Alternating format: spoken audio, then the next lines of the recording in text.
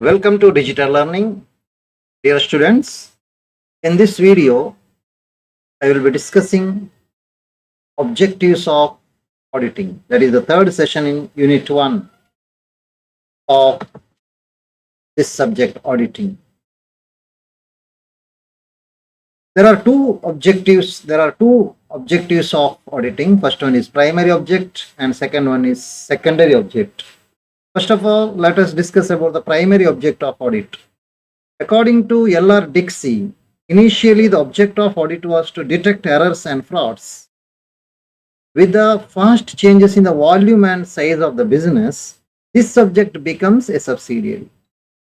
ಅಂದರೆ ಹಿಂದಿನ ಕಾಲದಲ್ಲಿ ಎರರ್ಸ್ ಮತ್ತು ಫ್ರಾಡ್ಸ್ ಅನ್ನ ಕಂಡುಹಿಡಿಯುವುದೇ ಆಬ್ಜೆಕ್ಟ್ ಆಗಿತ್ತು. ಅದರ ನಂತರ ಬಿಸ್ನೆಸ್ ದೊಡ್ಡದಾದ ಹಾಗೆ ಆ ಆಬ್ಜೆಕ್ಟ್ ಪ್ರೈಮರಿ ಆಬ್ಜೆಕ್ಟ್ ಹೋಗಿ ಅದು ಸೆಕೆಂಡರಿ ಆಬ್ಜೆಕ್ಟ್ ಆಯಿತು.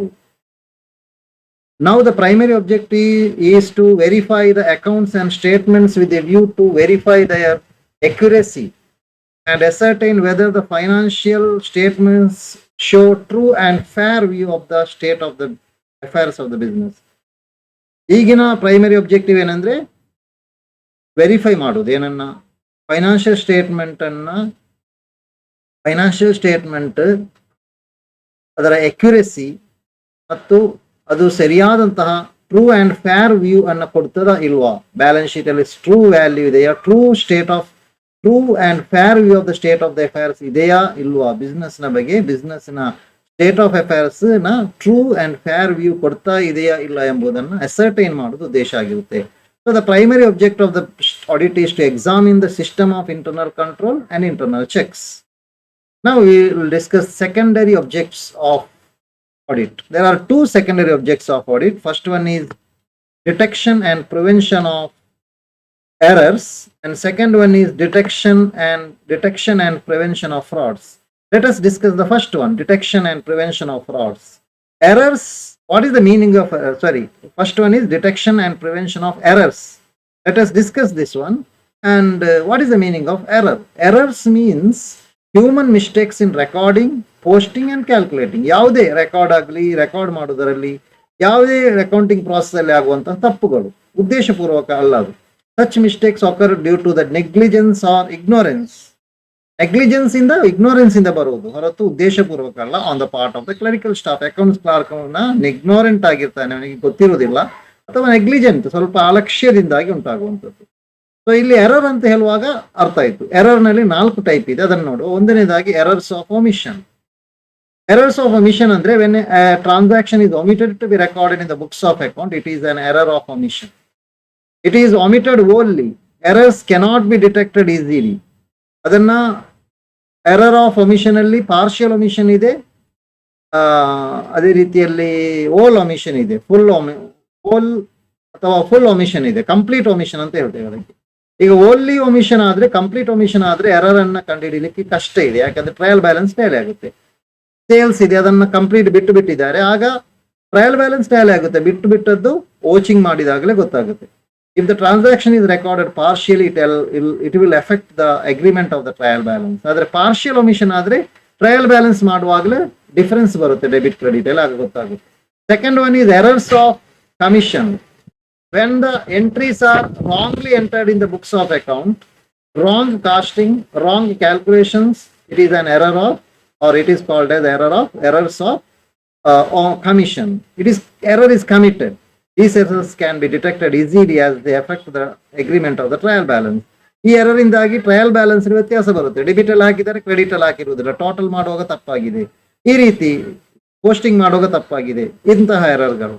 ಮೂರನೆಯದು errors of principle. Errors of principle means errors caused due to the violation of the GAAP generally accepted accounting principle. Accounting concept ಮತ್ತು ಕನ್ವೆನ್ಷನ್ಸ್ ಗಳಿಗೆ, ಸ್ಟ್ಯಾಂಡರ್ಡ್ಸ್ ಗಳಿಗೆಲ್ಲ ವಿರುದ್ಧವಾಗಿ ಯಾರಾದರೂ ಎಂಟ್ರಿ ಮಾಡಿದ್ರೆ, these errors cannot be easily detected as they do not effect the trial balance, agreement of the trial balance. Trial balance ನ ಮೇಲೆ ಇದರಲ್ಲಿ ಯಾವುದೇ ಪ್ರಭಾವ ಬೀರುವುದಿಲ್ಲ, ಹಾಗಾಗಿ ಅದನ್ನ ಕಂಡುಹಿಡಿಯಲಿಕ್ಕೆ ತುಂಬಾ ಕಷ್ಟ. ಕಂಪನ್ಸೇಟಿಂಗ್ ಎರರ್ ಅಂತ 4ನೇದು. When one error counter balance any other error, it is set to be compensating error.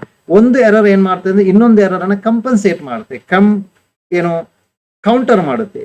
ಒಂದು ಡೆಬಿಟ್ ಅಲ್ಲಿ 200 ರೂಪೀಸ್ ಕಡಿಮೆ ಆಗಿದೆ, ಇನ್ನೊಂದು ಕಡೆ ಕ್ರೆಡಿಟ್ ಅಲ್ಲೂ 200 ರೂಪೀಸ್ ಕಡಿಮೆ ಆಗಿದೆ, ಆಗ 200 ಅಲ್ಲಿ ಕಡಿಮೆ ಆಗಿ ಸರಿ ಆಯ್ತು, ಅಲ್ಲಿ ಕೌಂಟರ್ ಆಯಿತು, ಟ್ರಯಲ್ ಬ್ಯಾಲೆನ್ಸ್ ಟ್ಯಾಲಿ ಆಗುತ್ತೆ. Such errors does not effect the trial balance agreement of the trial balance. So it is very difficult to find out such errors also. Next secondary objective ಯಾವುದಂದ್ರೆ detection and prevention of the frauds.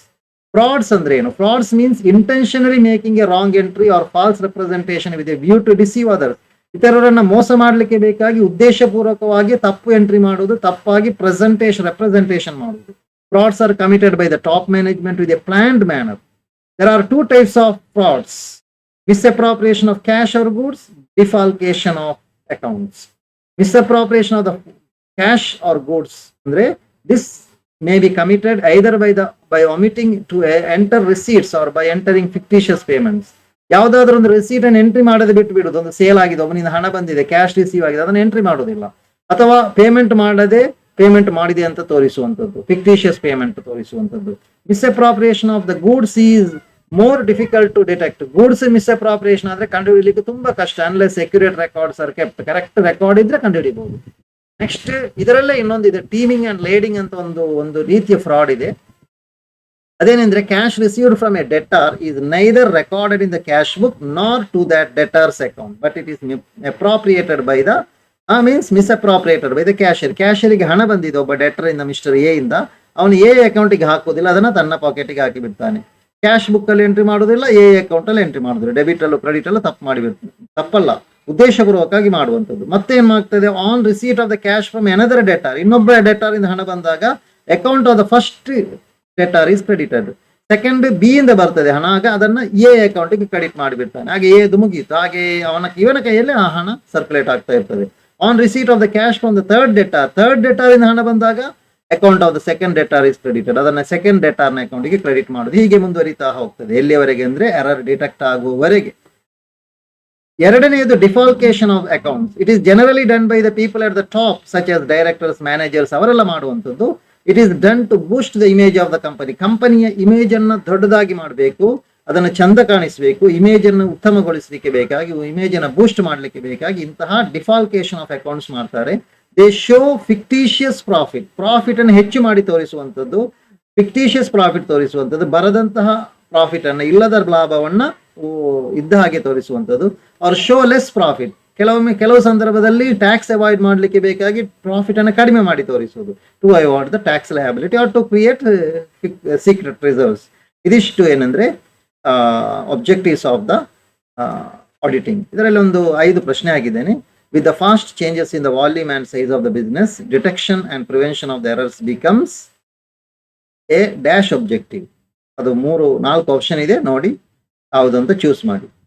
ಎರಡನೇದು errors of partial omission does not affect the agreement of trial balance, affect trial balance, may or may not affect the trial balance, none of the above. Choose the correct answer. Third question, when one error counterbalance any other error, it is said to be error of omission, compensating error, error of commission, error of principle.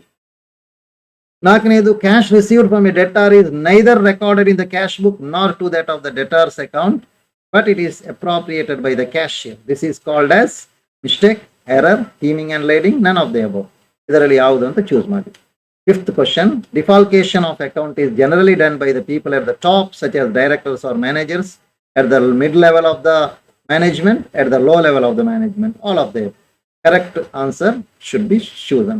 Now I will give in the next slide the correct answers. First of all, you answer all these questions and then check your answer here. So this is the answer given here for first question A, second question B, third question B, fourth question C, and fifth question A. Thank you for listening to the class.